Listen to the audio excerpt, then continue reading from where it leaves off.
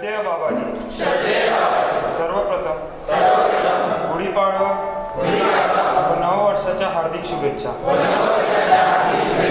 आपण आम्हाला शून्यातून विश्व कसे निर्माण करावे याचे उदाहरण देऊन गेलात आणि त्यानंतर निर्माण केलेल्या विश्वाचे समाजासाठी समर्पण कसे करावे याचे समर्पक उदाहरण देऊन गेलात. तुमच्या ह्या समर्पणाचे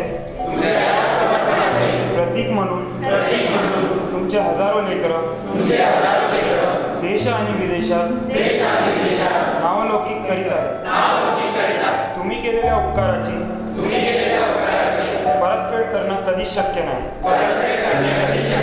पण LIT पुढच्या वर्षी 75 वर्ष पूर्ण करीत आहे.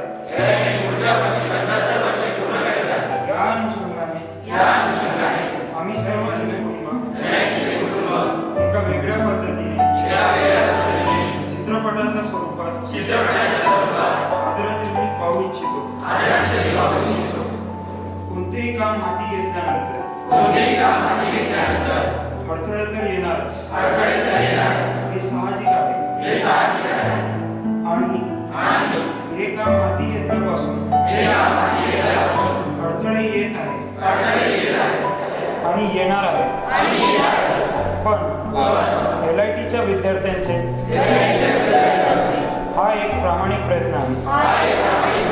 यात कुठलाही स्वार्थ नाही हे आपण जाणताच.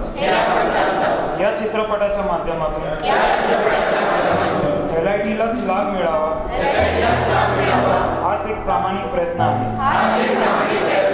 तरी आम्ही सर्वांनी सुरुवात केलेल्या